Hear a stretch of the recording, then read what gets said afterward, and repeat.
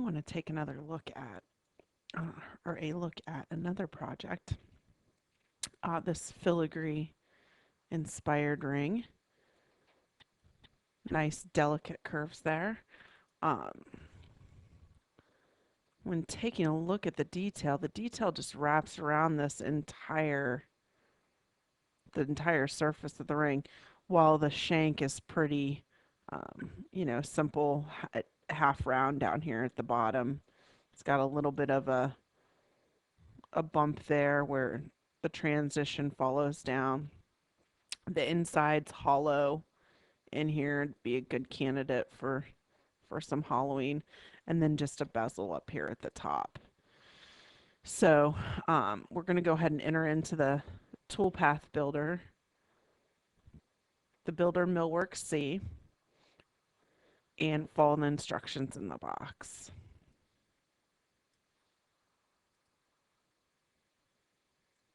It says, I think you're making a ring. If this is correct, select the support setup, otherwise click on non-ring model.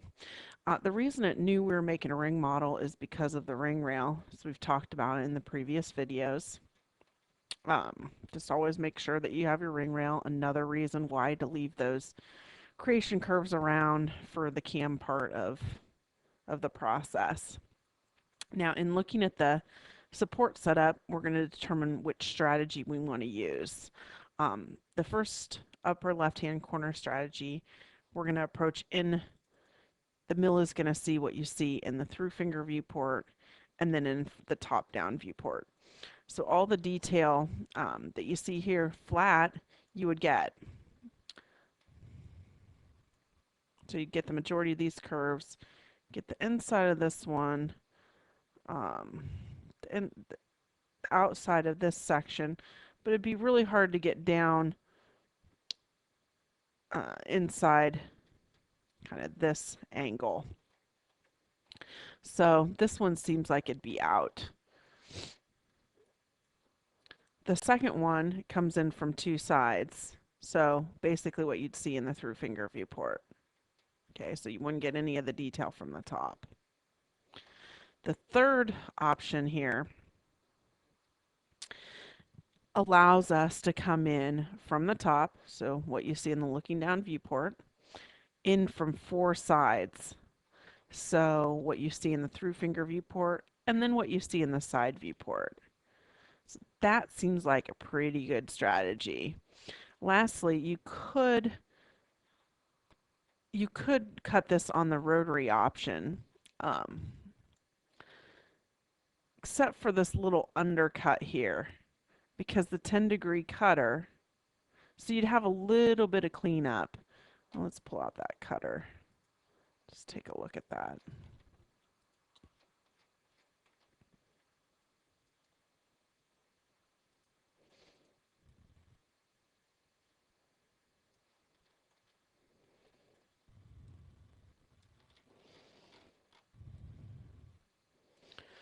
See, none of this detail would get completed.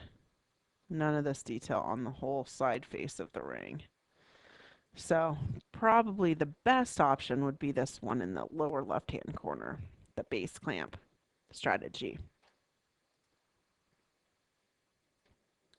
So just move this over to the side momentarily, and we'll click on the BaseClamp strategy. The BaseClamp strategy puts a big support down here at the bottom of the model, and it's held there in place so that you can come in and get all of the rest of the detail. Now, when choosing the center strategy, remember the first one there is going to ignore the center completely. It's just going to mill across like this.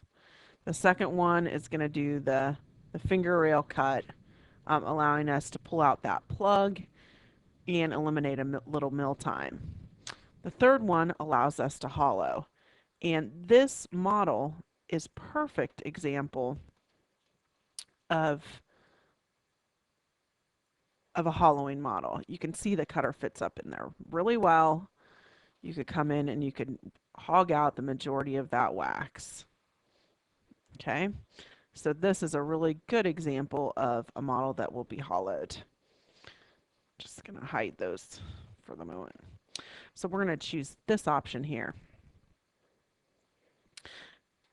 Click Next to continue to the wax size selection. So we're going to go ahead and click Next. And you have the option here of using either a 20 or 25 millimeter wax. You can see it easily fits inside that 20. So we're going to go ahead and stick with the 20 millimeter wax and click Next to continue to the cutting angle option. On this page, it allows us to choose what angles we want to approach the model. Um, like we talked about earlier, this option here is what you see in the through finger and in the side view. This option actually allows you to come in at custom angles at 45-degree angles to approach this detail, basically perpendicular to the cutter, which is always the best way to approach. When in doubt, you want to choose the one with more angles, because very similar to the way we saw in the last example, the dual with 3 sides, coming in at additional angles, basically the way this is going to work, the mill's going to approach at all 4 angles, and then it's only going to come in and mill what it can't reach in all 4 angles during the 45-degree cuts. So let's go ahead and click Next, and we'll take a look at that. We got to select one of them first, then click Next. Select the cutters and the DBT options, the distance between toolpath options, click Make Pass to create toolpaths, or click Next for detailed options. So here we want to make sure we've got the 10-degree cutter for the majority of the detail, and that we're using the Revo disc cutter to cut out, do the hollowing path. Okay, and we can leave the distance between toolpath set to 0.03 or 0.05, whichever you prefer, or whatever the model requires,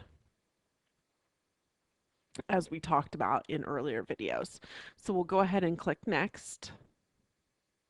I'm sorry, we'll go ahead and click Make Paths, and we'll take a look at our tool paths. Okay, now that it's time to view these paths,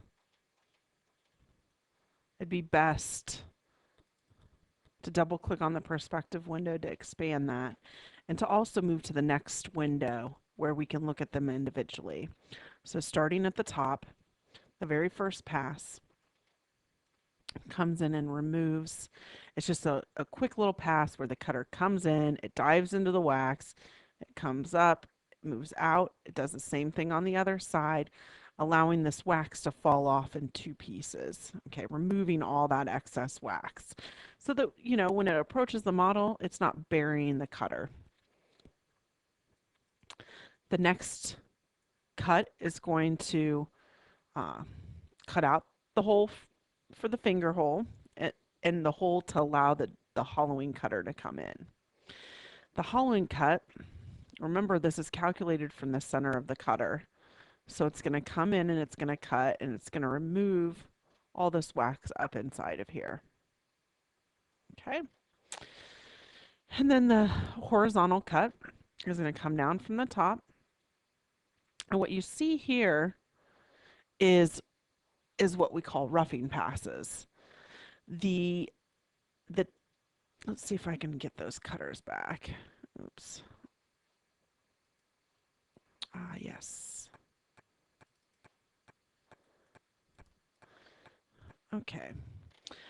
In the toolpath, the Revo Builder defines the cutter, and it tells it, hey, you've got about, I think it's 10 millimeters of cut length that you can cut before we need to put in a roughing pass. So knowing that the curve,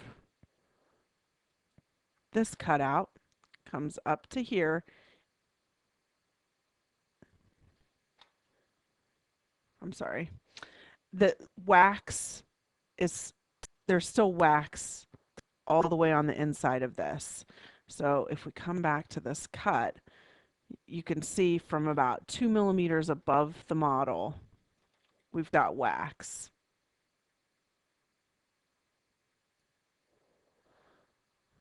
So I believe it's set to about 10 millimeters.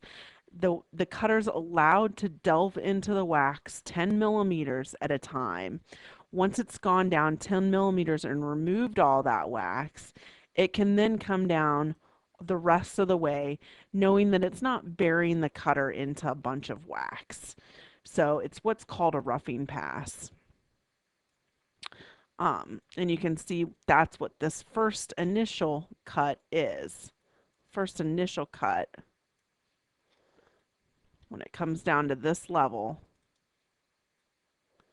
and mills all of the detail out, it's removing that wax, which then we're allowed to move all the way down through the material. Now, personally, remember in the last example, we were worried maybe that we would get a mold line. This example is the exact same thing. We might be better suited to go ahead and expand this horizontal cut and put in a custom border, just like we did for the dual three-sided. And we can tell it, because really, when the cutter approaches from all 8 angles, it's going to reach all of this filigree detail. The only thing we really need to cut from the top down is the inside of this bezel. So I'm going to come back to the borders like we did in the last example, and I'm going to toggle on the manual curve border. And I know that there's a curve border already in the model because I put it there. If you didn't have that curve, you'd want to do it like we saw in the last example, the dual three-sided, where we would extract the curve from the model. Or I'm sorry, we would duplicate edge using the duplicate edge tool. So I'm going to go ahead and grab this border curve and throw it in the border window.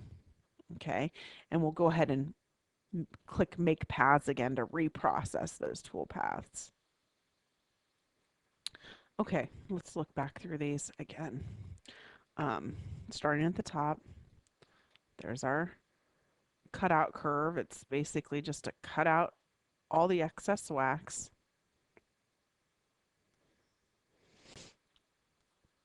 Excuse me. The next one down does a quick little pass around the finger hole, removing that plug, which is going to allow for the hollow cut. And then the fourth cut that we just modified, our mold line. Remember, we think about this as a mold line. Our mold line is going to be right here at the edge, perfect spot for it. It's going to come down and just cut the inside of that bezel. For the fifth cut, it's all of the flat passes with the vertical cutter. That's what the V stands for here versus the H for the horizontal cutter. So let's expand those. Let's look at these 8 passes. The first one is going to come in from one side and cut this all as flat detail. Okay, all as a flat pass.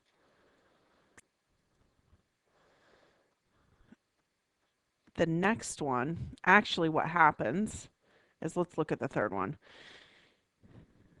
The third pass comes in and cuts all the detail flat in between, you know, the first and the first pass approaches flat, the third pass approaches flat. The second pass also approaches flat, but what it does is it comes in and it plays cleanup batter, okay? It goes, anything that first pass and the third pass can't get, I'm going to go in and only cut the portions that could not be reached with those approach angles, with the 90-degree approach angles. So adding in that 45, it's only going to come in and mill the sections that it could not reach with the 90-degree angles. Okay, so the fourth pass, same thing. The fifth, sixth is the 45-degree angle. Seventh is flat, and then the eighth is the last angle there. And all of that looks great. So we'll go ahead and save our path. I'm going to save this as filigree. And we will put 10 DGR in the title for the 10-degree cutter. And that's all there is to it.